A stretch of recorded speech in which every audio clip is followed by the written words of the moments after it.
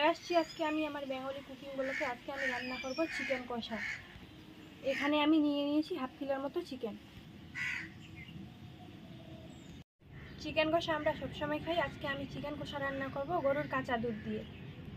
আজকের special menu হচ্ছে যে গরুর কাঁচা দুধের চিকেন কষা রান্না করব। এখানে নিয়ে নিয়েছি আমি 1 কাপের মতো কাঁচা দুধ। এখানে নিয়ে নিয়েছি আমি 1 কাপ কাঁচা দুধ গরুর। চিকেন কষার জন্য যেগুলো লাগবে আমরা দেখে নিই। পেঁয়াজ কুচি, টমেটো কুচি, রসুন, আদা, এখানে আছে 6 থেকে 7টা শুকনো লঙ্কা, এই যে গোলমরিচ, ছোটো এলাচ, দালচিনি, লবঙ্গ আমরা নিয়ে নিয়েছি, এটা আমরা থেতো করে নিব।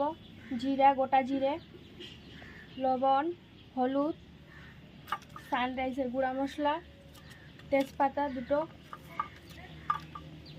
তারপর লাগবে চিনি। আমি আদা, রসুন, শুকনো লঙ্কা, জিরে